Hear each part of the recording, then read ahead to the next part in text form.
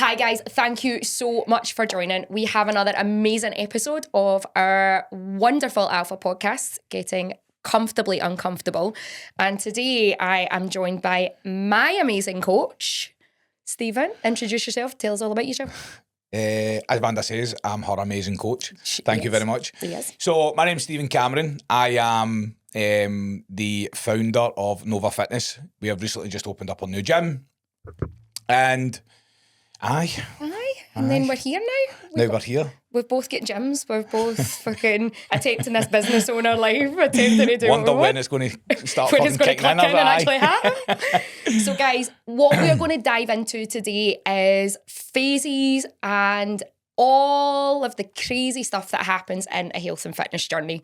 So literally, me and Stephen laughed about the fact that we have kind of done a bit of a 180, 360 with each other on where we are in our fitness journeys and why. So, Stephen, what's your first memory of being in the gym, thinking about going to the gym, fitness, stuff like that? Right, so I may as well just go all the way back to probably school, right? I'd probably say school because that's originally when I've always been into fitness. If you like, always like PE, probably the only kind of thing I went to in school. Everybody else I probably dogged. But I kind of grown up, like I've always been relatively active in terms of fitness and stuff, especially through primary school, you know, just playing football at lunchtime and things like that. Just something that I was kind of drawn to. And then let's just fast forward to then high school. So it was a case of, and what do you call them? See, like the Olympics, right? But you know, you get to school and you can do like javelin like and shot put and all that, the right? school games kind of thing. Like that. So I got asked to actually be a part of like the javelin team and stuff like that. Nice. So that was something. Shot put, I think it must have been because obviously I was quite big for my age. Really fell in love with football, was one of probably my main thing. And then I just throughout the whole of high school and stuff, playing in football teams.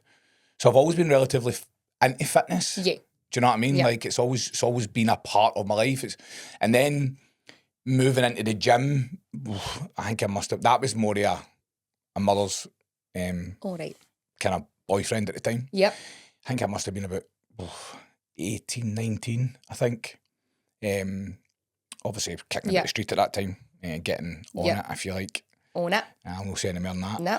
But so he used to go to the gym with his brother, right? And he was like one time, maybe you should come up with the gym. And I was like, nah, because none of my pals done it. Yep. It was a case of, you didn't go to the gym, sort of thing. Like I was going to say goon, right? But you can say that. And then I was like, fuck it, I'll go up. Went up with him and his brother. And then for there, it was just like, I wouldn't say that I pure fell in love with it. No. But I've always had this. It was just in your life. It was in my life. It was something I'd never done before. I went up and it was always like, you seen guys kicking about. It was kind of, at the time, the gym that I went to was a council gym, right? It was a Trist, if nobody knows what it is. If you didn't know what it is, back when I went, it was like, it was dingy. It wasn't like the way it is now, right? They've all been kind of done up and stuff now. It was more dingy, weights ripped and stuff like that. Or more men, right? If you like sweaty, stinking of beyond all that, right? Like stinky gym. It was, and it was like, I don't really like the smell in here, but we'll keep going anyway. And the whole reason I think, if I go deeper down, it was the whole reason that I've never really been, like, even at school, I've never really been the popular guy, right? Yep. In terms of, I was probably what you would have called an in-betweener. Yeah. Where nobody really liked me, but nobody really disliked me.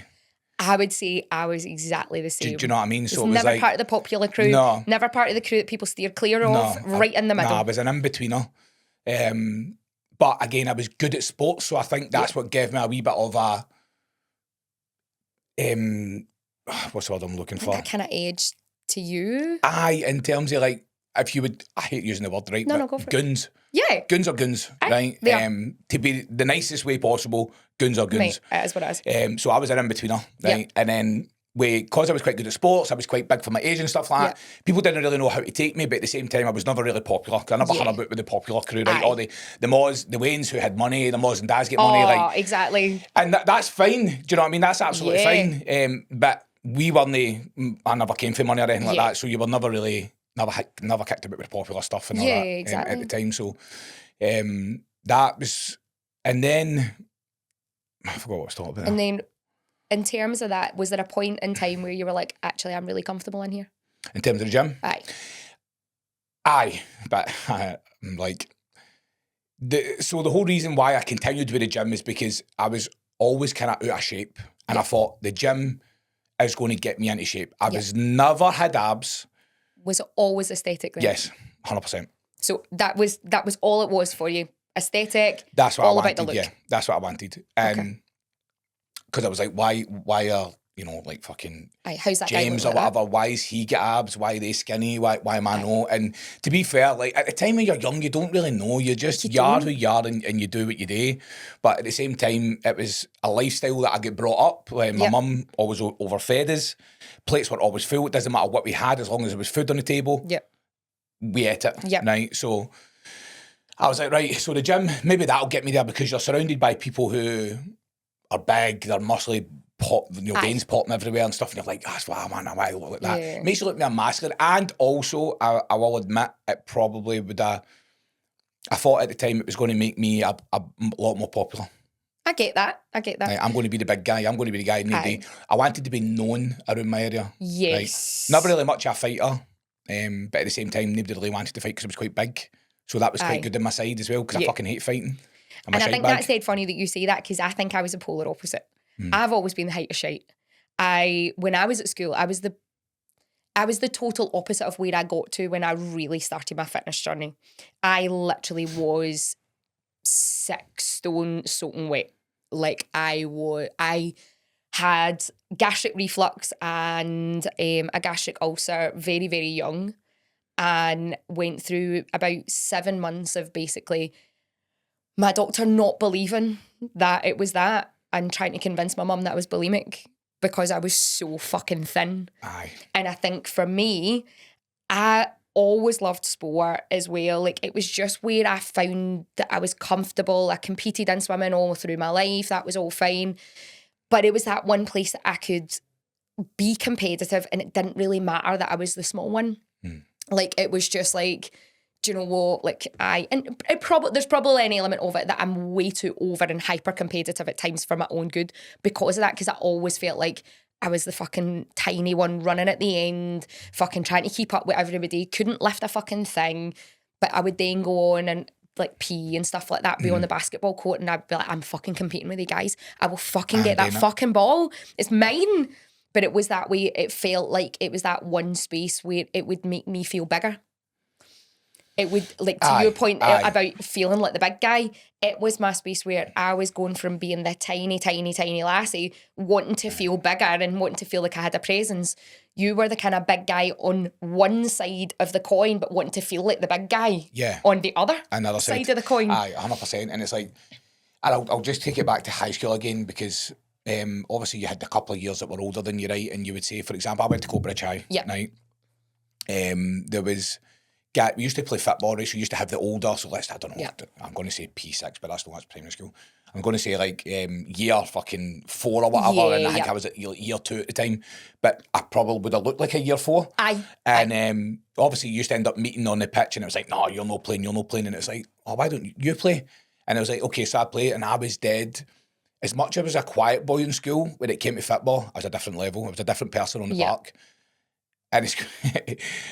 I wouldn't care. So if I was going in for a challenge, I'm going in for a challenge. And some of the older boys hated it because they couldn't push me off the ball.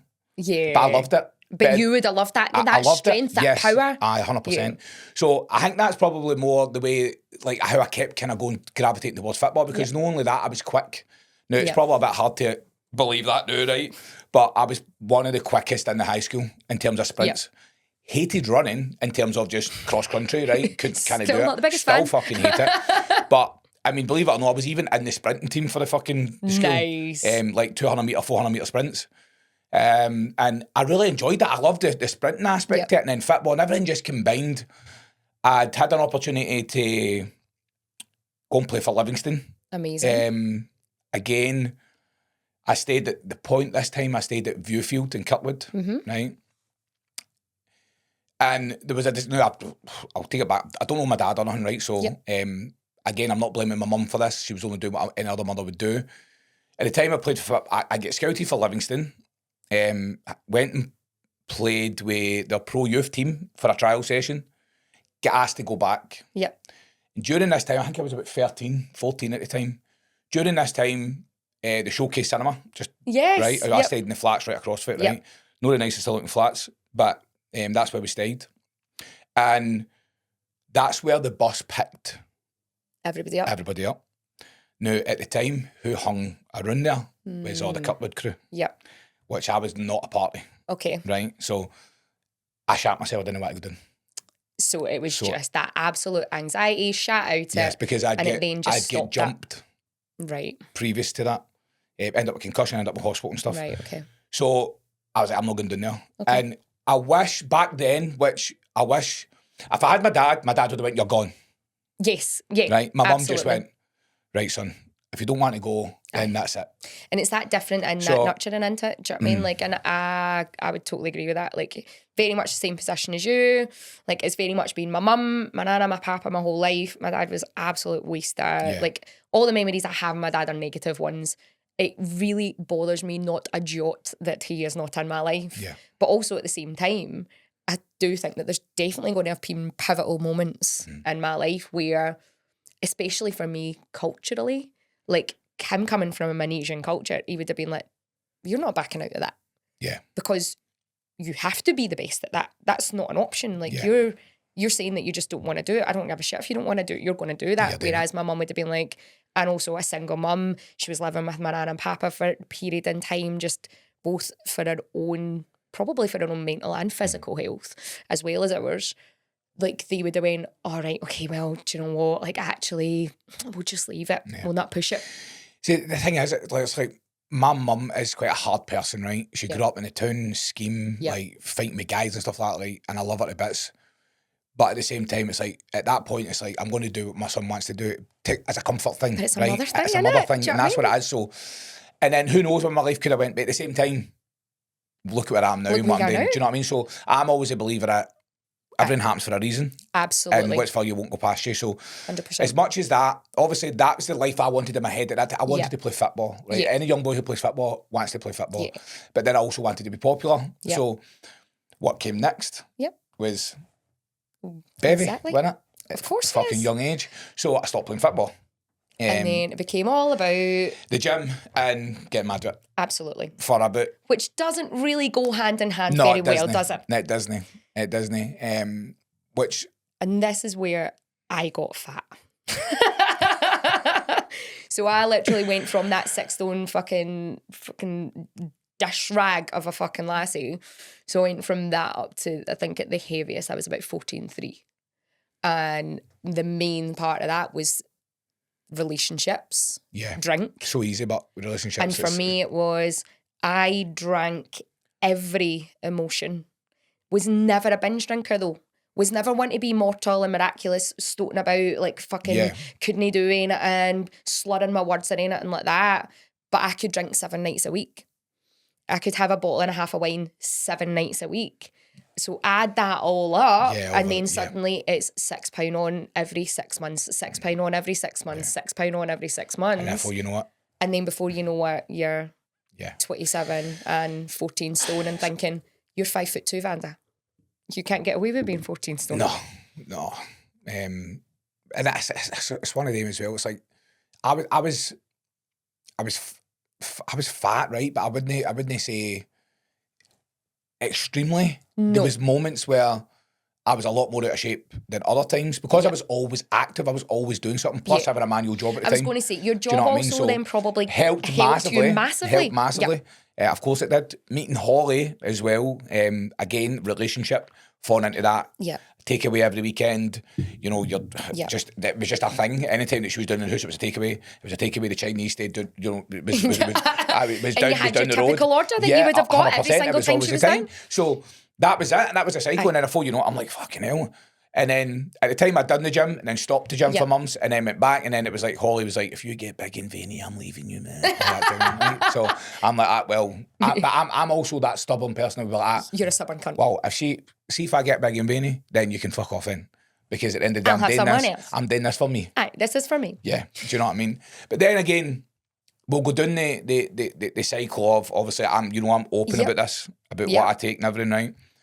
Again, was introduced to anabolics in the gym. Yep. So, and I was also one of the guys who would try it to a certain degree, before anybody thinks anything. But, so I was like, basically what happened was I seen that boy that I knew, right? And I'm like, seen him when I started the gym, and then a few months later, total different physique. And you're like, and what the fuck? I'm still there with a belly, right? Yep. Training, lifting. Training hard. I was, to be honest with you, I had probably the biggest bench press in the gym. Yep. Right? And this guy's physique totally changed. So I'm like... Just pure double take when he walked past? Yeah. I was like, what's happening with you? And he's like, oh, give me a minute. I was like, what do you think? So again, this is an aesthetic point of view that I thought, if I take this, I'm going to look like that. Yeah, it's that thing of that equals that without all the bit in between. Yes, because I didn't know any better. Yeah, and I think in the female world, the version of that is always trawling through your Instagram, Facebook. Back then, it would have been your magazines, and it's the random bottle of fat burner that you take this one tablet every day, and suddenly you're going to be a size 6, look like the Victoria's Secret model on the cover. But you'd run for it because in your mind you've seen this person and this person exists, and they're like, oh, that's what I do. Yeah. The fucking skinny coffee. Yeah, I'm sorry, I'm not being funny. Been there, done that, bought the t-shirt and spent a lot of time on my toilet. Aye. But that's it in a nutshell. But as well, because it's like, that's why I'll fast forward the time. Yep. I was taking that stuff, putting stuff into my body for months. Very little Didn't result. change the same. If anything, I got stronger. But also, there's a combination that you need to have that nobody tells you that you need to do with this. But you're not seeing in the mirror what you thought you were going to start seeing. I'm getting stronger, but my weight's going up. But I'm getting fatter at the same time. And you're like, what's going on here? Like, what's happening? What is happening here? Yeah. So, again, I've done that for a good few years. But I'll also say now that I wish I didn't. Do you? Right, so yes. Do I regret it? To a certain degree, yes. Would I say that I would never have ever took it? No. I think that's fair. No. I think that's fair. I think that I shouldn't have took it so young. Yep. Again, it's caused complications in my life throughout now. Probably something I'll never be able to come off of. Yeah. Which I need to accept that. Which I have accepted it. Yeah. Right? I have accepted it. I'm old enough now to understand that what I done, I done, and I should have done it. That's it in a nutshell. But do you not think as well, though, that there's an element of just how amazingly honest you are about it? Yeah, that because you want to stop that guy at 20 thinking that it is the route for him there and then just because the guy walks past him in the gym. Would you not rather, I know it sounds like a fucking cliche thing to say, but to an extent, I don't mind some of the fuck-ups that I've had because I kind of know in my heart of hearts with the forum and now the business I've got, there's a wee 20-year-old girl that's not going to do the shit I've done. Yeah. Yeah, 100%. Like, and if I can stop that one lassie doing the shit I've done, then I'm happy with that. Yeah. To an extent. So now, now in our day and age with coaching and how many online coaches and stuff there is and how much like anabolics and stuff are spoken about now. Yeah. Back when I was, there was nothing there. There was nothing like that. Oh, there was, but I was like, I wasn't in that. Was it in that your industry. Sphere to see? Yeah. I was, nobody around me had coaches and stuff like that. I filmed a PT. I don't need a fucking PT. What are you talking about? I don't need somebody else. I'm benching 100 kilo. What do I need a PT for? Yeah. Do you get what I'm saying? But that's not to say that maybe if I did get a PT, they might have known about it and it might have been a different scenario. Yeah. But my there might have been a different different conversation had with I wanted to be fucking popular. I didn't want a fucking PT tell me what to do. Aye, how dare they? Aye. So I think now it's a lot more spoken about. I still think now in social media there's a lot more people that are on it who fucking need to open up about it. They need to own it. Because at the end of the day you're not being honest. And that's my opinion on all of that. And obviously there's a few other things that's happened in my life that I've been honest about and it's been I've not wanted to be honest about it, but see at the end of the day it's like you just need to realise that you're your own person. 100%. It's like even with the COVID and stuff like that, there's a lot of grey area with that. Don't like if somebody take it, that's up to you, that's fine. It's the same scenario with anabolics. Just but own what you do. But what I don't like about the UK and which I would like to see is that obviously you'll know this. Yep. For a male point of standpoint, from when you turn 30, Yes. your testosterone declines, right? Now, there's not spoken about as much as what it should be. Nowhere near. When it comes down to anabolics and it comes down to health for a male, I genuinely think, genuinely think that if there's certain symptoms that you're getting, you definitely, I wouldn't even say go to the fucking doctors, right? I don't mean don't go to the doctors. What I'm saying is that at least look at and get it done privately first. Yes, go in, right? have the private bloods done and Yeah. know what you're dealing with. Yeah. I've said this to a lot of my guys and my girls, and I mean, it's probably going to be glaringly obvious to you because of your industry, but for a lot of other people, it just isn't. One of the biggest things I see with couples in my world is they both hit a point where all of their hormones start to change. But most couples are of a similar age group. Yeah. They hit it around the same time. And then suddenly they've got no idea why they're down each other's throats 24/7. They've got no idea why the missus is constantly fucking opening windies all the time and somebody's getting fucked off with that. The guy is fucking cranky as shit. And then you're like that, oh my God, why is boom, boom, boom, boom. Why do you not want to have sex with me anymore? Do you like me anymore? Do you not like me? Why are you always so moany? Why are you always so tired? Why are you always so sore? Why are you not going back to the gym again? You're getting fat now. And then all of a sudden you're like, what the fuck is going on? And it's not the relationship breaking down. It's the fact that they're not addressing the fact that they're both in a point where hormones are going batty. Yes, gone mental. And no one's actually accepting that, do you know what, it needs to be tackled. Because it's not fucking spoke about enough. No, we don't talk about it. It's not spoke about enough. It's not bad to go and get your blood work done. It doesn't mean that you're a fucking, like, if you're a guy and you need to, like, it's no, you don't even need to go to the NHS for this. There's private clinics out there that you can pay monthly. They can prescribe you. I know this because I've got clients who have literally went on it. And they pay privately to get everything done and checked and done properly. Exactly. You don't need to do it black market style. But at the same time, like, you need to understand that because it's not spoken about enough, if you're having these symptoms and you said we like couples and stuff, and it's like, why do we love each other now? We're fucking screaming at each other and we hate each other. Like, the last thing you're going to think is, oh, maybe we should get our blood work done. Exactly. Do you get what I'm saying? Like, you're not going to. Yeah. Because it's like, oh, what do you mean? And if you said to say to a family member, oh, I'm getting my blood work done, what do you mean? Yes. Well, I need to see this, and this. What do you mean? You got to take steroids or something? And do you think that that's something that was a big mindset shift for you when you started coaching other people? Yeah, 100%. So because I knew what I take, I can't turn around and tell somebody not to take it, right? But if they come to me, I could give them advice on it. Yeah. I'm more openly to speak and say, do you know that this can happen because it's happened to me? Do you know that I'm struggling to have a kid because of that issue? Yeah. Do you plan on having kids? Yeah. Because this can make it a lot harder. Yeah. So these are conversations that I'm probably more allowed to speak about now. Absolutely. Because I've been through it. But at the same time, it's like I've went and I've took courses as well to learn about them a bit more. So, long story short, there's safer models, right? Yes. That you can take a certain amount of stuff that doesn't matter how much you take, it will always have an effect regardless. Yep. But there's a safer use. Yep.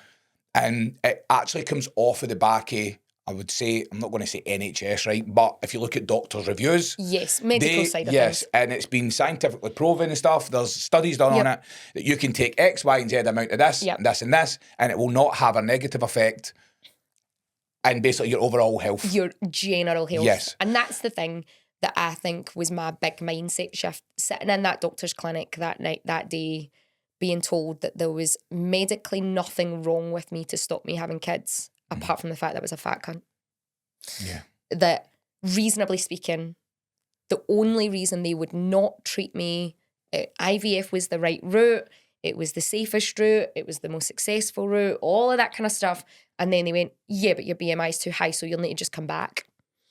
Like, and you're like, right, that's your own habits. That's your lifestyle that you've chose to lead that's resulted in that. And that...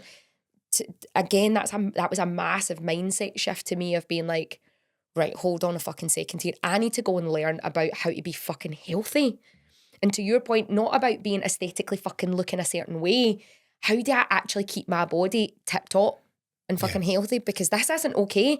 I shouldn't be feeling like my heart's dropped out my arsehole because this man has sat down in front of me and said, oh, by the way, you fucking sitting here thinking you're healthy and actually we won't even treat you. Oh, why is that? Well, you drink 14, 15 bottles of wine a weekend. Do you know what I mean? Like, and it just goes to show you how your mindset changes when you've got clients in front of you.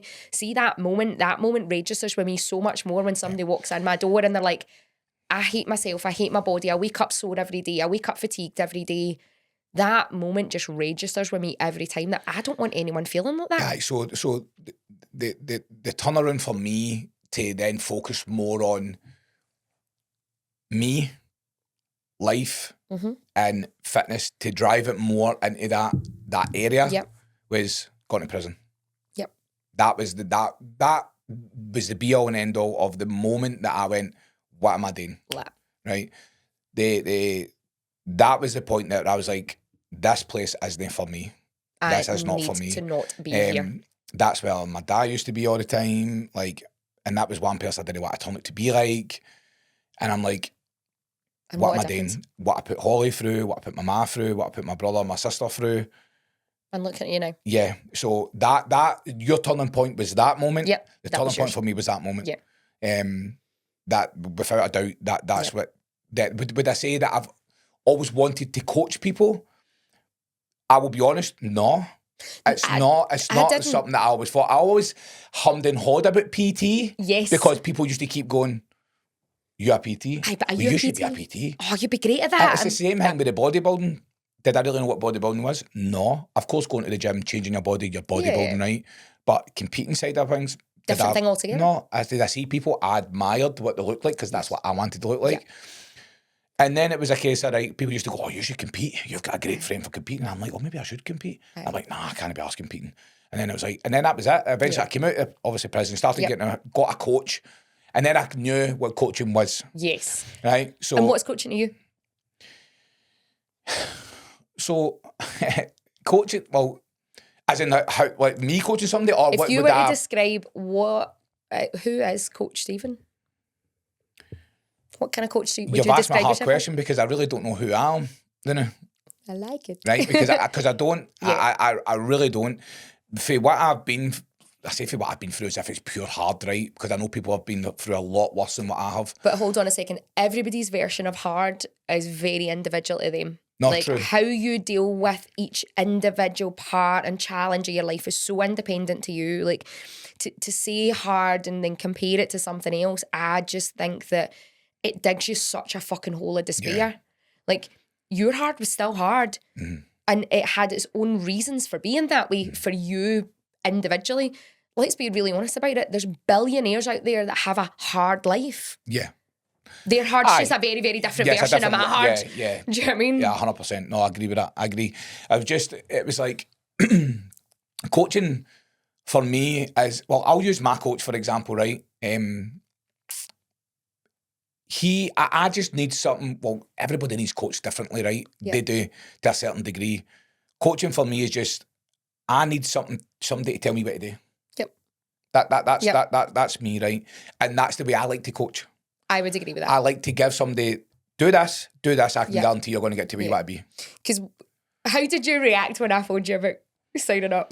Because it was pure funny. I'm like, Stephen, have you got 5 minutes? And he was like, aye, give me a phone at blah, blah, blah. What is it you need? But you know, he's automatically thinking I'm just going to ask him a question. And I'm like, that, you got space for one-to-one? And he's like that, oh, what's the client like and all that? I'm like, it's me, you fucking funny.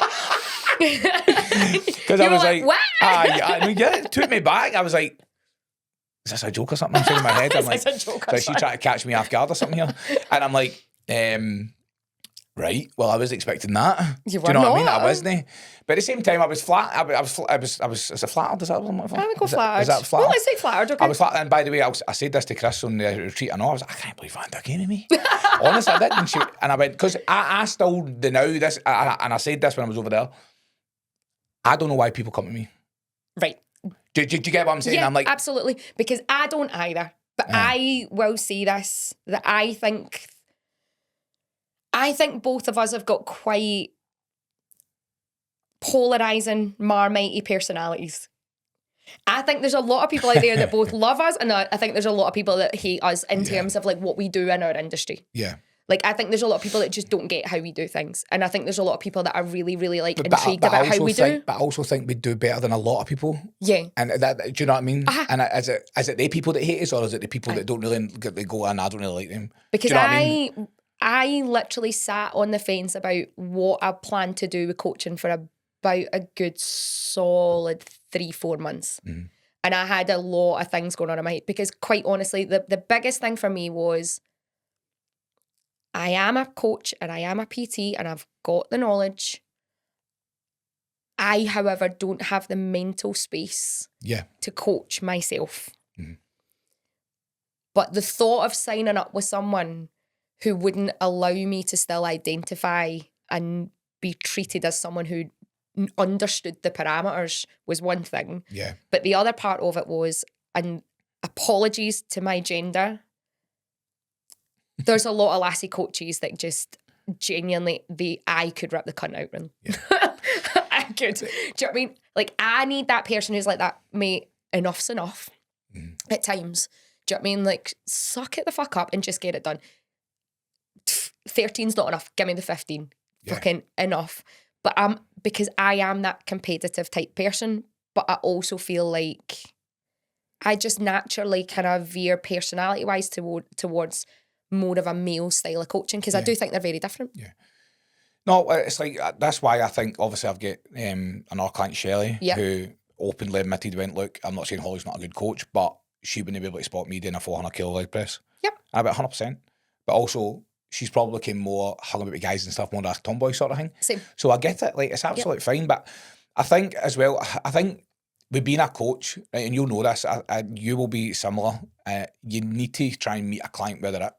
I think you need to have a tone, a personality where, yes, you can be the biggest supporter, but then it's like if something shit's happened in their life or something, like, you need to meet them where they're at. Yeah. And let them understand that it's not being ruined. There's times that they just can't give you what you want to. And I think that's where a lot of people go wrong. Yeah.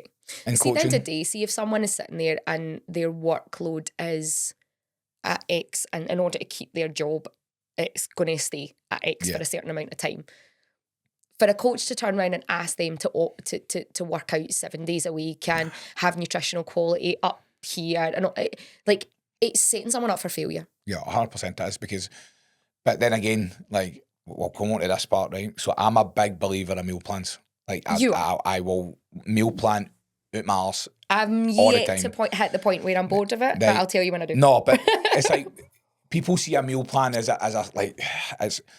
there's meal plans where there's like, you need to eat this forever. Yeah. And then there's meal plans where you need to still have. So regardless, if you 100%. If you prep your meals for 7 days, you're following a meal plan for the 7 days. 100%. Does change, exactly. Right? And so there's the language of it, isn't it? Yes, there's versions of meal plans. But at the same time, it's like, you need to be consistent in what you're eating. 1, that you can digest properly. 2, that your body agrees with as well. Yep. And 3, you can recover for enough amount. Yep. This version of balance that people talk about, and I personally, I don't think there's such a fucking thing. I really don't. In terms of, depending on what you're doing at that specific time. For example, you with a photo shoot, right? You're doing this photo shoot, you're coming up. There's going to be a point where things are going to need to get tightened. Yes. See, for that 12 weeks, 10 weeks, you can't have balance. No. You can't go out that weekend and have a wee bevy. And no. Do you get what I'm saying? And it's about understanding those seasons and phases and all that stuff. Yes, 100%. So, but there's a lot of people who just shout balance for everything. No. Where I personally don't agree with that, and that's just me. But I think there's always a time and a place to say the balance is 0. Yeah, but it's like me. Well, let's take me for example. Right now, I'm now transforming or getting into fucking. We're going into a transformational phase into a hybrid athlete. Yes, I am a hybrid. So we're getting into performance, something that I would say I've never really concentrated on. Obviously, I've done back in the day, fucking football, stuff like that. Nutrition was there, obviously.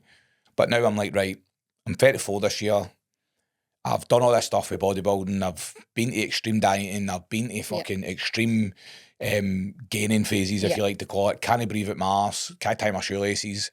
To then like, right, I'm 34 this year. Like, what am I doing? Yeah. Do you know what I mean? What am I doing? Am I going to become a pro bodybuilder? I was about to open a gym. Yeah. Can I do it all? No. So I'm like, right, let's try and go down that route. I'm still following a meal plan. Of course, yeah. Just a bit more food. Yeah. Yes, I have a little bit more balance in terms of freedom of terms of if I want to go for a coffee, I can have a bit of cake. Yeah, absolutely. Right? But I'm still following and eating more or less the same fucking foods. Yeah. And I I think that's the thing that people don't get. Like, people don't get the fact that, like, say, for example, like, I say this to my clients all the time. There'll be like that weekend, that day, for whatever reason. It might be a refeed. It might just be the fact that they're socialising. And quite honestly, I know that if I don't offer them some sort of opportunity, they're just going to go daft. Yeah. And my answer to them all the time is, when I give you more calories, I don't expect the quality of your food to change. Mm-hmm. I expect the quality to be the same. It's just more of the fucking same nice stuff that you fucking have. Yeah. But I think people assume that exactly that. When you get that level of freedom, that means just go fucking daft. So I will sit there. Do I know how to track? Probably. If you get me calories and macros, could I track if I really wanted to? Would I track all the right stuff? No. Being a coach the way I am now, probably not. No. Because I've got that much of a sweet tooth, I would go, that pack of donuts. I would. I seriously would. And I'm being fucking honest. Oh, yeah. Because I'm just like any other person. I need to have something in front of me. This is what you eat from here to here. Yep. Now, if it comes to a Saturday, like my coach always says, off plan, great. Do you know what I still steer towards? Unless I really want something in my head. Aye. A black rooster or something. I'm like, Black rooster. Because we talked about this the other day. You've got the exact meal that you know that you generally go to. And I think most of us are the same. Like, and it is like, I would say that I'm at that point, like, I'm a tracking queen if I need to be. Yeah. Like, I can make any meal that you fucking ask for and I can get it to whatever fucking macro level you fucking need it to get to. But the fact of the matter is I don't have the mental capacity for that every day. Like, and that's absolutely fine.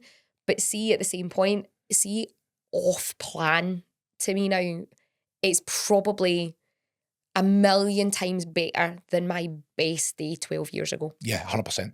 That's it. That's it right there as well, because it's like you've been doing it for so long now, but it's like it's now become a habit that even you're off plan, as long as it's not what you've been having Monday to Friday.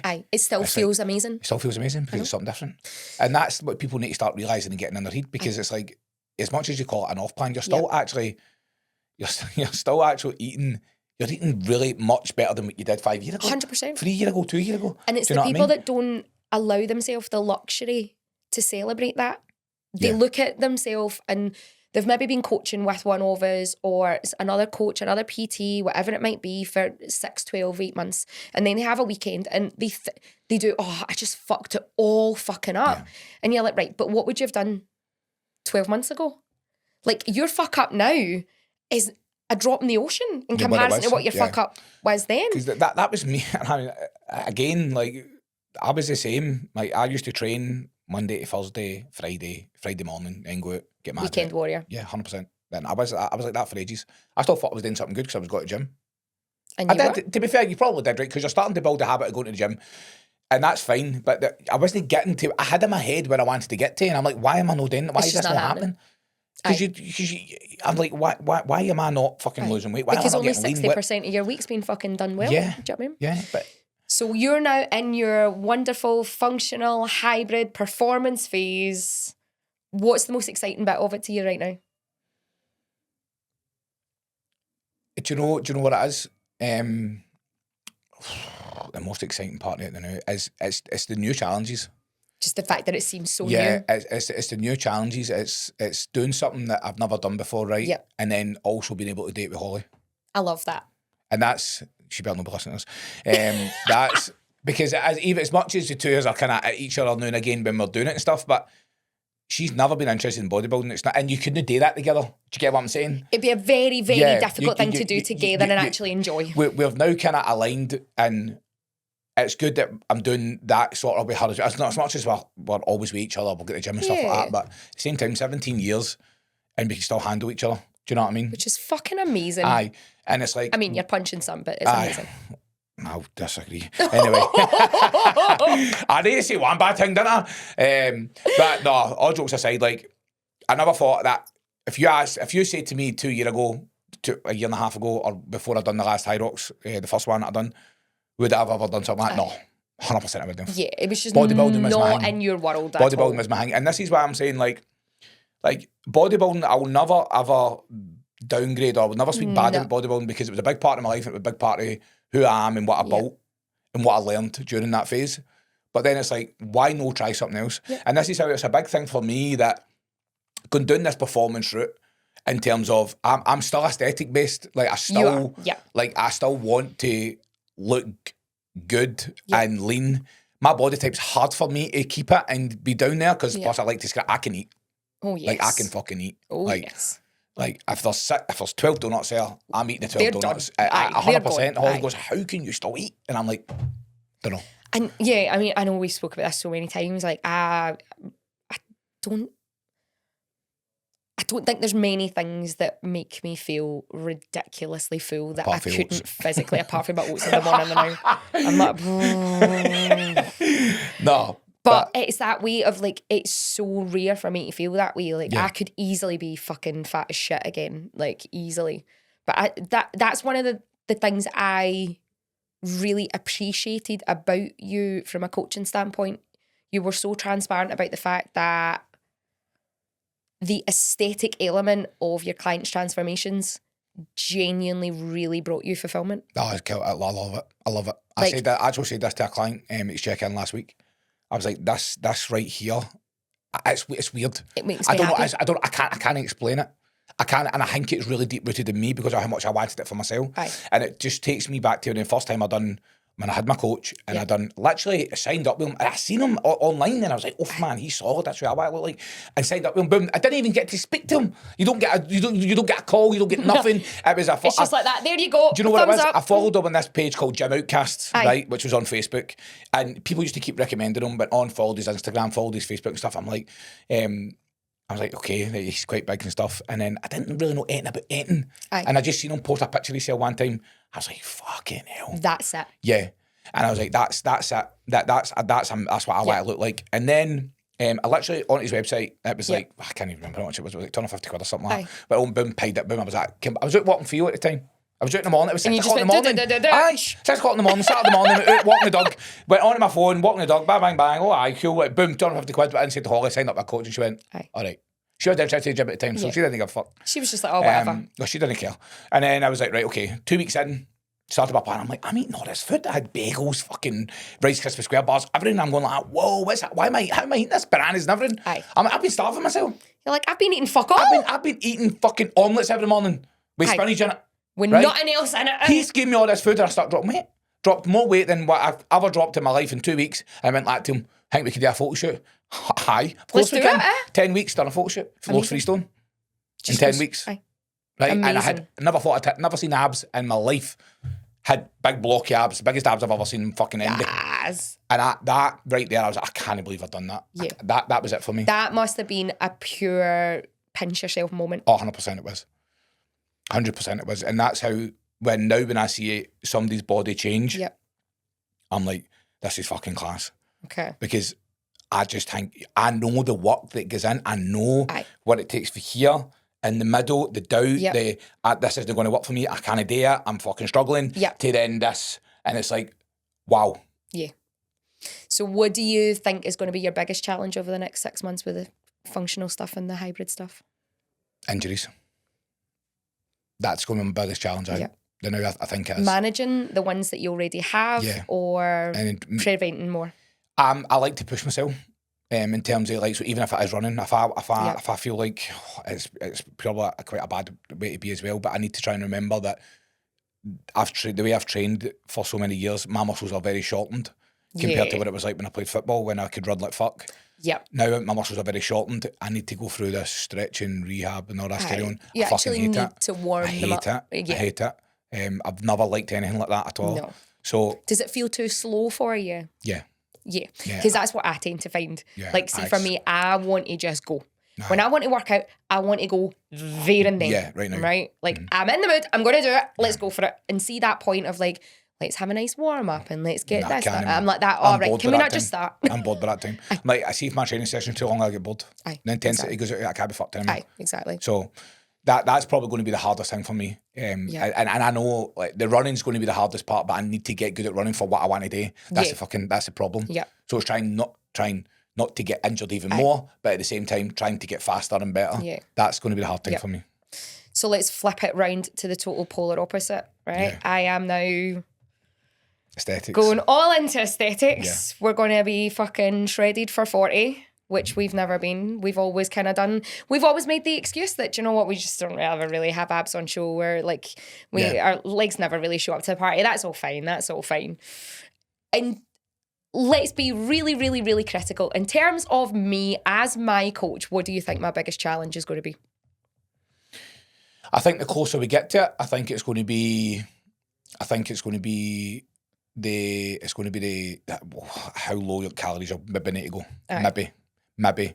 And I'm saying that as a maybe because you've got a good amount of tissue on you. Yep. And you run your own gym, which can be stressful at times. Now, if it becomes a period where you're in that zone, everything's flowing, you're having a great time, clients are, no leaving, coming in, everything's fine. You've maybe took somebody on to take a bit of work off you. Then I think it'll be a fucking breeze, right? But interesting. Yeah, I think the food part of it, because I know, like, you need to go to a certain level of calories depending on how you want to look. And that's it in a nutshell. There's nothing you can do about it. As long as we keep certain profiles of macronutrients at a relatively good place, hormone balance should be fine. Yeah. But in terms of, I think it's going to be the calories. And we've done well so far, man. Yeah, Body's responding pretty well, man. I said to you that if that's what I keep saying, what do you want to do? What do you want to do? What do you want to do? And it's like, right, let's do this. Right, okay, let's start now then, because we have got ages. We do. And that's 100 days what people don't understand, that is the best thing that you could do, because we'll maybe no need to go that low. Do you get what I'm saying? Yeah. Because it might need to go, okay, you could possibly need to go low for X, Y, and Z amount of weeks. But if we've started here and we just keep coming down and down and down and down and down, you might not even need to go that low, maybe the last 2 weeks. Yeah. Just to tighten right in to bring it, right? So I don't think you've experienced it like that before. I might be wrong. I don't know where another coach. Because I think that's exactly it. For me, it's been one of those things. Whenever I've gone to what I would call stupidly low calories, it's been negative diet discipline. Yeah. It's not been in a positive way. It's not been for a specific reason. It's been because in my mind, way back when, that's how you lost weight. You ate 1,200 calories a day and you fucking done a million classes and that's what you done. That's what these people who look like I wanted to look like done. They done 20 hours of exercise every week. It was all HIIT. It was all cardio. They ran on Stairmasters. They went out and done marathons. That's what they done. And then you ate 1,200 calories. And that's what I looked like. But my body has never looked like that. No. To your point that you made, like even though I've always been small and probably relatively petite to people, like I've always held a bit of muscle mass from swimming. I've had shoulders all my life. I always laugh about how when I get chunkier, I look like a one big fucking rectangle because it's basically just wide shoulders, wide hips, a wide waist, and I'm just boxy. But that then means that for me, when I was in that headspace of just cutting down calories and doing a million classes, still didn't look how all these other lasses look like. They got dead tiny. This is what obviously, especially females don't understand. They want to look a specific way, but they don't have the muscle tissue to look that way. Yep. And it's just, I just want to diet. I want to look like that, but you're not going to look like that. You, however, have got a good bit of muscle behind you. And I say this already, you can see it, but you've got one of the best female backs I've seen, right? Yes. And it's you're not even anywhere near a photo shoot yet, and it's popping, right? There, your check-in photos I seen this morning, like your lower back, everything's starting to come in. You're starting to see more lines, and we're not pushing. Yeah. This is what I'm saying. Like this is the way it should be done. If you go to somebody, right, we're going to go on a 30-week cut. They're like, what are you talking about? Or do you want to do it properly, or do you want to fucking starve yourself? Exactly. Do you know what I mean? Like, and that's the thing. And you tell that to people, it's like they don't understand. They think life needs to stop for that 30 weeks. It doesn't. You still need to be. Like, and this is how I like coaching people like you as well, because you understand the process. Yeah.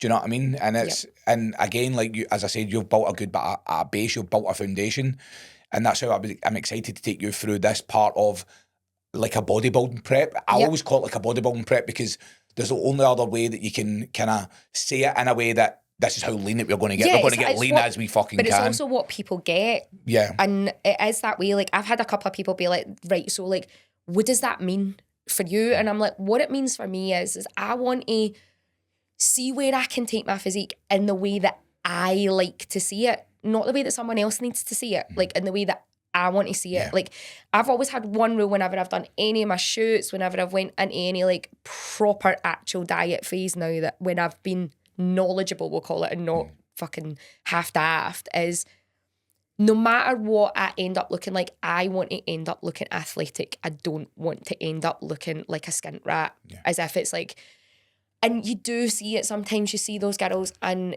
they've got themselves to such a diet phase where their spine is basically hanging out their fucking back. And I'm like, that, to me, there is nothing about the lifestyle, the strength and the power that I want to feel in my body and in my mind that correlates with that look. But it's the same thing. It's like females, on the other hand, who they're in a certain frame of mind that eating more food is going to get them fat. Oh my God, right? yes. And it's infuriating because it's like I've had a couple of clients now who thankfully have trusted me, and have now seen the other side of it in the daylight. That when you diet down and you see you want to look a certain way, and I always say to somebody, well, show me, send me a picture of what you think you're going to look like. What looks amazing to you? Yeah. So do you think you're going to look like that? And I'm honest, I'll say, you're not going to look like that. Yeah. I said, maybe in 2 years' time, you'll look similar to that. Yeah. I was a bit, also the picture you sent me, that lass is on steroids. Yeah. What do you mean? I was like, listen, I know, trust me. Like, I can see it. Yeah. And it's like, you're not going to look like that. Yes, she looks great, but that's impossible She's got a lot of for you. support there. That is impossible for you. Yeah. That's another fucking topic for another day with females that are kicking about the now that don't fucking be honest about it. But so it's like you need to diet down and then you need to go on an off season. And it's like, and then you start the off season and it's like 2 months in, I feel chunky. You're no chunky. Oh my God, I know. Right, you're no chunky. I was like, you've probably not even gained fucking half a pound of fucking muscle yet. Right? Where's the rest of it? So that's what I'm saying. So it's like, you need to be in a surplus for at least, I mean, we're going by a bodybuilding way, right? For a guy, it's at least 18 to 25 weeks. Exactly. Right, of constant progressive overload and eating in a surplus. Yep. Right, females are similar, right, no matter what. And they need to go through that stage. Right.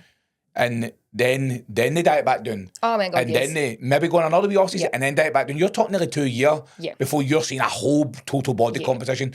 Very rarely will you find a female who comes in who's a bit overweight but also quite muscular. Yeah. Then when they diet down, you're like, oh, by the way, you've got some good muscle hiding under there. It's there. It's been hiding. Do you know what I'm saying? Yep. That's unrealistic for a lot of people. Because it is, though, I think you're absolutely bang on, though, because the culture that we've had as women, probably for the last 10 to 15 years, everything has been about dieting down. Aye, all the time. I've got clients who come to me and we talk about their history, and literally for 15 years they've been on a solid diet. They've never ate at what I would even class normal maintenance. Yeah. Never mind a surplus of anything to actually build anything more over and above that. And to your point, it's that point of the second that someone feels fluffy, they're like, oh, that means I put on too much, I better go back into my diet. Yeah. No, you've got to ride that wave out. Yeah, 100%. Like, I had a point last year, probably towards the tail end of last year, I hit maybe about 6 to 8 kilos. And that was like that real fear factor moment. And it was so ridiculous. I was wearing exactly the same size fucking clothes. Like, my clothes still felt fucking fine on me. Like, actual physical size and shape wasn't that drastically different. But I'd been on a kind of maintenance, surplus, on and off for about 6 months. And quite rightly so, there was muscle adding on. Yeah. But there's a bit of fat going on there as well. And that was all fine. That was all fine. There has to be. But riding that wave of having that first phase of just saying to yourself and accepting to yourself, you can't have one without the other. Yeah. You can't have one without the other. You've got to ride it out and just feel, you got to feel fluffy for a bit. You've got to be uncomfortable. And I know it's a lot for a lot of people to take, but at the same time, it's like, even like, you can lose fat quicker than you can gain muscle. This is the fucking thing which people don't especially understand. As a woman. Like, you can, as long as, when you diet, as long as you're eating a good amount of protein every single day, you can diet hard. As long as your protein uptake and your training's right, you will maintain your muscle and your fat will fall off you. Aye. Gaining muscle is a fucking whole new ballgame because it's hard. It's hard. It takes longer. It takes more harder training. Yep. It takes more recovery. Everything needs to be in place. And I mean, I will just use myself for example, right? Taking steroids for an early age, I should be 4 times, 5 times the size I am now. Going by, if you take steroids, you can fucking get huge, right? Which is a fucking lie because for years in my life taking them, I never done it right. Aye. I never had nutrition under control. I never trained properly. I never recovered properly. Yep. So I was putting stuff in my body for the fuck all, basically. Yeah. Do you know what I mean? Which that's the part that I regret. That's the big regret. Right? That's the part that I regret. So, right there and then, when you try and tell people that you need to stay in a surplus, but that's the thing, I know a lot of people won't stay with a coach for that long. Yeah. Do you know what I mean? It's like, and it's like, accepting I'm telling that it's you a 24-month journey or something like that is like, hard for people to accept. They can't frame in their mind. It's like everybody wants a quick fix no matter what, whether it's gaining muscle, whether it's fat loss, whether it's fucking anything. See that dream body? It's no on Amazon Prime. No, it's no. You don't click a button and it just happens. I wish it was. Even I mean, it would be fucking amazing. Even Timu would be fine. Yeah, come on, man. Shane, come on in. Come on. Come on. But it is that way. It's too many people don't realise that there is seasons of it all, and you've got to go through all these bits of the journey. I mean, we're sitting talking. I've done exactly the same as you. I've went from being ridiculously skinny, I've been massively overweight. I've done the high rocks. I've done the fucking photo shoot. I've done the everything in between, and then went, all right, okay, shit. Do you know what? Like, actually, this is the shit that makes me happy. But the one thing I've never really done is went, right, okay, you're doing this photo shoot. You will have X, Y, and Z on your body. You're not going to say, I would like to have. You are going to tell yourself that you are going to have. That mindset shift of like, I'm not asking for it, I'm taking it. Yeah. That's the thing. And I think a lot of people need to realise that, you know what, see in their journey, whatever it is, it will be a longer journey than they think. Whatever timescale you think you can get it in, add another 6 months, 12 months to that, easy. But see, when you decide you want something, you don't ask for it, you take it. And you've got to then say, do you know what, see if I want that body, no, I don't get to have 10 packets of crisps over the weekend. I don't get to just have the Chinese every weekend. I don't get to go and, oh, do you know what, I'll just have a 4-pack of beer because that'll be fine. You've got to just be like, if I want that body, the person that has that body doesn't do those things. It's like I will openly admit, I'm probably not the most like smartest guy on the planet in terms of educational stuff and that, but I've been through a lot and done a lot. So it's the same procedure. That's smart. It's the same procedure for anybody. Yeah. It's the same procedure. Obviously, we're different in what we do, but it's the same process. Yeah. And it's how you handle things. You're not a medical miracle, guys. If you are not gaining the weight you want to gain, losing the weight you want to lose, changing the shape you want to change, you're not a medical miracle. It's like there's certain things that just need to happen for every single human being in the world. And it's like I've had a couple of clients now who didn't say they would never do a photo shoot. Aye, everybody says that, don't they? There's 2 doing them this weekend coming. Exactly. Right? Next weekend, sorry. And the fucking best shape they've ever been in. Oh, they are. I'm excited to see the guys. It's so mad. It's incredible because they went from, no, I'll never be able to do that. Don't think I could ever get in that shape. Now they're the best shape of their fucking life. And it's amazing. But then I've had the other person who's like, weight isn't really moving, this isn't moving, I'm moving things about. And I know why a day works because I've done it so many times with people. And I'm like, there's something you're not telling me. No, I'm 100%. No, there's no. I'm like, you're either eating away chicken nuggets, you're having one here, you're doing something here. It's a wee bit there and a wee bit there and a wee bit there. Something you're not doing because this science right now that I'm doing with you does not science. Like, it doesn't science. The facts are not facting. Yes, it's not happening. And it's like, you're only kidding your fucking self on. And that's the infuriating part for me. Because I'm like... But that's your mindset. Yeah. And we've spoken about this before about how... But they're also not honest with you, but... It's that you can't help them. You are so... Your mindset is so driven towards that. Like, I got to be honest with my coach. I got to tell him everything exactly that fucking happens because do you know what? Like, I'm trying to get to X, Y, and Z and he's trying to get to me to X, Y, and Z. And do you know what? If I just don't see it, then it'll never, ever happen. And I think that I get why that infuriates you because it's just not the mentality that you bring to yourself. Yeah. Even quickly, right, I'll just run. When I was doing my bodybuilding competition, I binged 3 times. Right? 3? Binged 3 times, and I mean fucking binged. Right?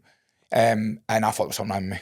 Okay. Right? Now, there was a lot going on in terms of running a job, having guys working for me, running 6 floors, fucking, my mind was going everywhere, weight wasn't coming off me, I was going, and then it was weird because it's like, I didn't even know I was going to do it till I'd done it. I was away to Asda to get lettuce because I always eat my fucking salads. I had in my mind, I need to do this.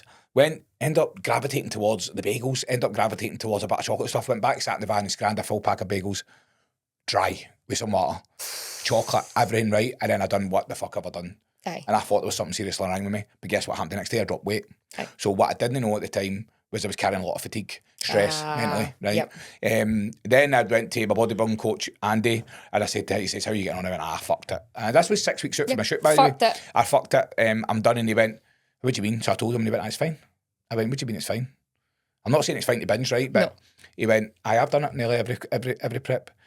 And see, when he told me that, there was a release for me, because I thought there was something seriously wrong with me. Right. And I can tell, this is why I know that the terms of bodybuilding can get a bad name, right? Because of issues like that.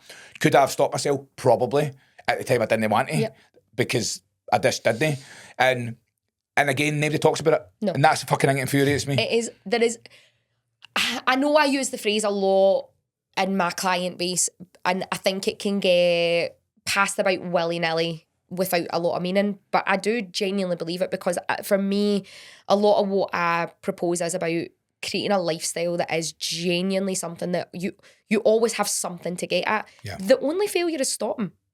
Yeah. The only failure is turning around and saying, fuck it, I'm not doing this again. That's when you fail. Aye. But see, when you do you know what? Shit fucking happened. Aye. Life cunted me. But do you know what? See, it's 9 o'clock tomorrow morning, I'm back on it. See, when I binged, you're done. Do you know what I've done? What? Get back on it the next day. Exactly. Do you get what I'm saying? Aye. And that's the point that I'm kind of trying to make, is that, like, if you're dieting, no matter what it's for, and if you a Saturday night, you fuck it, get back on it the next day. And it's a brand new day the next day. Yeah. That one night is going to unrealistically, is that going to put you at your deficit? No, exactly. A full weekend, I mean, 3-4 days. Well, but one day, like eating a pack of fucking bagels and some chocolate. You're like, I thought the end of the world had happened. Do you know what I mean? You're like, apocalypse. Like, I'm done. Like, I've ruined this whole prep. Like, I'm finished. I wasn't finished. I still went on. I still done the show. I stepped on stage. I came second. So when I go and I scan a full ton of bagels and go to the Chinese, Stephen's not going to shout at me. I'm just saying. Okay. Fuck. Bastard. No, but it is, though. I totally agree with you. I think all of that makes sense. And it's a really exciting challenge for me. Like, I think I think for me, it's interesting as well to see the perspective that you bring from your past. And I think it's interesting for me to move across and be so directively aesthetic. Aesthetics has always been something that just came with the other things that I'd done. It was never one of those ones where it was like, this is a must. The very first photo shoot I done was because I was terrified on camera for my business, and I was so petrified, and I needed to get something that was going to stop me being so fucking nervous every time I fucking opened my Instagram and had to fucking do anything on it. And I thought, do you know what? That's one way to get out your fucking head. Just get it done. I think you're going to surprise yourself. I really do. I think you're going to doubt yourself. Oh, right? I am a doubter. You're going to doubt yourself. You're going to get closer and closer, and you're going to doubt yourself even more. And that's where I need you to be honest with you. I need you to open up and tell me how you feel. I need you to speak to me. And because that's where I can help.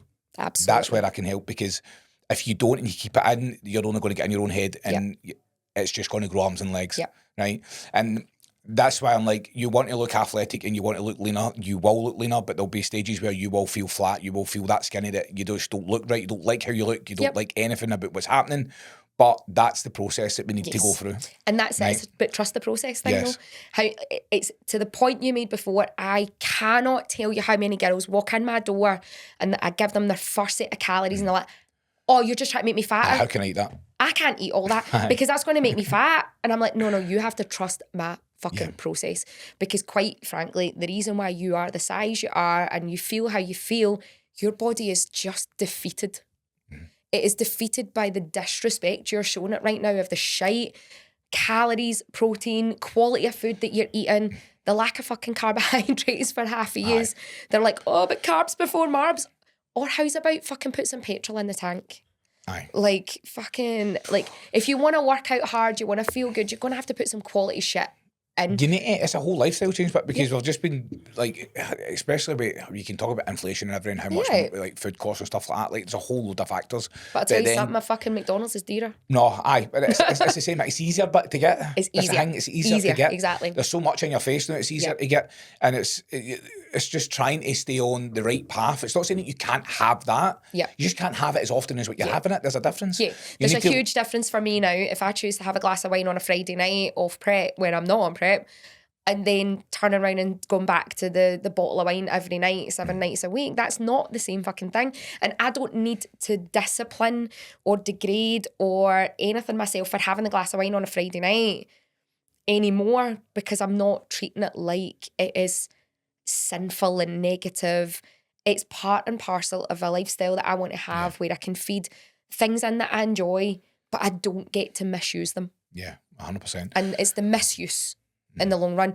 When you have the McDonald's once in a while, you have the fucking McDonald's once in a while. But there's like having the McDonald's, and then next day you go to KFC, and next day in the night you have a Chinese, and then you sit down in front of the fucking telly, and then between you've had 3 fucking family size packets of fucking Sensations and 2 big massive Mars bars. That's not the same. That's just disrespecting your body and your mind. Do you know what I mean? And your health. Particularly anybody that does have kids or loved ones that they take care of. I'm sorry, like that's not being respectful to them and giving them your best self. I think that I'm the believer in all fucking adults. Like if you want to call yourself an adult, then fucking act like one. If you want to get yourself a certain way, if you want to do something, like I can't eat that every day. You shut the fuck up and just my favourite. I don't eat vegetables. Well, guess what? You're a fucking adult, and damn it, you will eat a vegetable. Well, do you know what else we could do then? We'll give you a green drink, right? Why don't you drink this powder?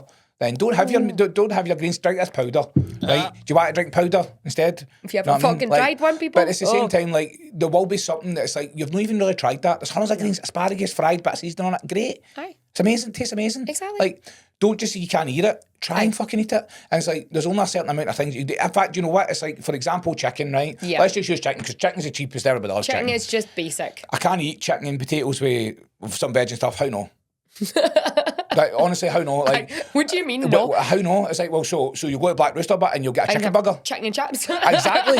You're still eating fucking chicken. It's just not in the format that you think tastes better. Aye. You just need to understand it. You then start teaching your taste buds, and then they're just like, they're like, oh, I can actually eat this. I can do this. Do you know what I mean? It's like you're an adult. Yep. That's the part that I kind of get. It's that some people, and I we'll go back to the coaching point. I am not a coach who's going to hold your hand. No, I am you're not going to hold your no. hand. I will meet you where you're at. I will be empathetic with you and stuff like that when the point needs to be that point. But I am not going to fucking babysit you. No. I'm not going to do it. You're not a babysitter. I'm not. Any way at all. I'm not going to chase you up 24/7 if you don't check in. I will get annoyed and I will make it abundantly clear. Yep. But I'm not going to babysit you. No. I'm not going to do it. I can't do it because I can't fathom why you want to come pay for a service and not do what needs to be done. Yeah. And I think though that's why people do gravitate to you. And I think that my guys gravitate towards me for that reason as well, because I think they see that I am very much the one, when you need my arm around your shoulder, you will 100% get it. Mm-hmm. But you're also going to get real honesty about the situation. Do you know what I mean? And there's times where I've had my clients sit down and do it with me, oh, I've never really thought about it that way. And I'm like, yeah, because you've constantly lived where everyone else has just bullshitted you that your excuse for this is all right. Yeah. Hi. But actually, I think that that's what people actually need and want. Yeah. I think people really want someone to just tell them straight how things are. Yeah. And I love that. Yeah, we also need to, like, for being that, for a client's perspective, I've told my coach a lot about me.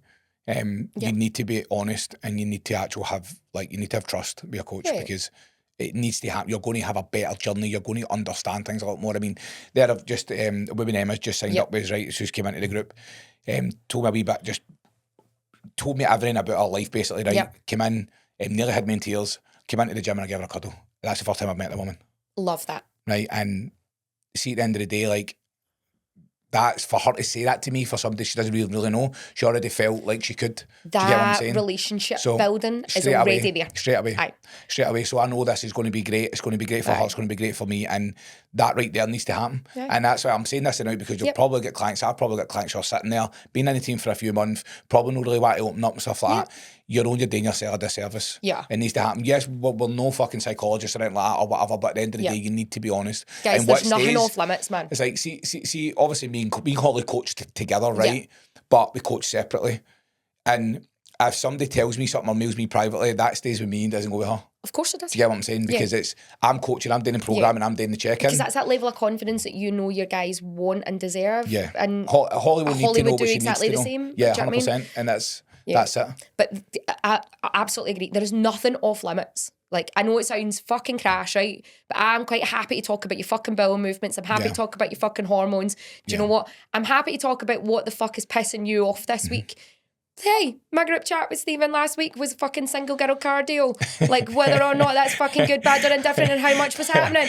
But it's about that point where you've got to create fucking relationships where you can be that level of transparent if you want to get the results. 100%. Right, here is our last question of the day, right? Yes. Which I ask on every one of these podcasts. What is the one thing in the fitness industry that just can get to fuck? It grinds your gears that much that you just want it to fuck right off.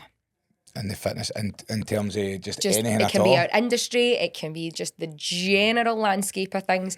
What's that one thing that you know that if somebody said to you, oh, blah, blah, blah, have you heard about that?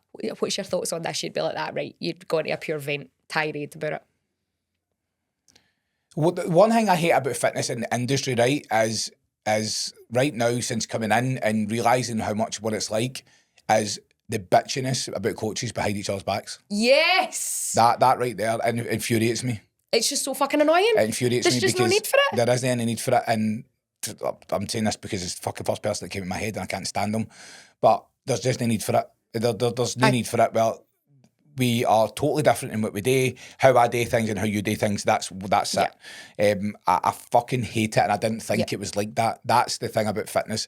And you could probably say influencers.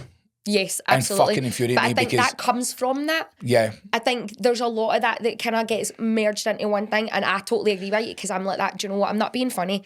See, my clients are an absolute impeccable fit for me. I will happily say that. Do you know what? See, my guys that are with me for 12 months or more, I know full well that they are intrinsically people who connect directly with me, my business's ethos, Alpha as a team, all of that kind of stuff. I know I am part of that Nova crew, and I know that they are exactly that, right? But do you know what? See the other guy walking down the street. Do you know what? It's absolutely fine if they're no fit for me, but they're fit for you. Yeah. But I don't need all the cattiness in the background of like that. But don't go to Vanda. I mean, I've had it happen where they went, don't go to Vanda. She's got plenty of clients. Oh, fuck off. Do you know what? See, if I'm a good fit for that person, that's all that fucking matters. Because if somebody says that, they put the doubt in their head straight away without even thinking it. Exactly. And that might be the only thing. It might stop their journey, I know. And it's mad because at the end of the day, I'll say if a client comes to me and then decides to leave and go to another coach, that's fine. If they've not got a result with me, it's because they've not done what I've asked them to do. We just don't connect. That's fine. I can accept that. Yep. Do you know what I mean? I can accept it, but then that client's got to realise, right, well, why didn't I get a result? Well, did I actually? Because they know deep down what they should have done and what they've not done. Yeah. That's the thing. Because it's like, it's no hard to put something in a calorie deficit. It's not fucking hard, right? No. It's no hard, but it's the communication part that's hard. If they feel like they can't communicate with you, then that's either their fault or the coach's fault. I'm not saying it's all the client, right? It's no. But at the same time, there needs to be a come and go. Yeah. And there's just a need for the bitchiness there, isn't Absolutely. So guys, there we go. Two massively different views on where we are in terms of we've got a nice wee hybrid athlete happening now. We could have fucking sat here. We could have sat here longer. We could have probably sat here longer. That was quite good for us actually, wasn't it? We've then got fucking this Shane attempting to be fucking Freddy Krueger for the 31st of August. Will be. Pending, let's see how it goes. But guys, it just goes to show you your journey can change and evolve and mold and merge. You will take a million different things from different people at all different times. And it's okay to change your fucking mind. Yeah. You can start off being all about one thing. You can change it. You can change it again. You can change it again and again and again. Do whatever the fuck you want. Whatever the fuck you want. But see, whatever you choose to do in any given moment, do it with some fucking gutty. Yeah. Do it because you want it. You do it because you love it. And do it with some purpose. So I hope that gave you some food for thought on what do you actually want to do? Yeah. Why do you want to do it? And actually, who do you need in your corner to do it? Stephen, tell us where we can find more out about you, about Nova, and about Holly. Probably the one that you'll find is most on would be Instagram. Would be Nova Fitness Gym, and then just Stephen Cameron, because I've just really want to change my name. And then I just really want to change my name. I've just changed my name on Instagram. So Stephen Cameron, and then Nova fitness gym. Amazing. So thank you so much to Stephen for a fucking phenomenal chat. That was the quickest I thought we were going to do this in. So that was really good for us. Well done. But if you need anything, if you've got questions, if you've got comments, if you've got anything that you want to connect with either me or Stephen on, hit us up. The Instagram will be in the captions below. And thank you very much for watching. Thank you.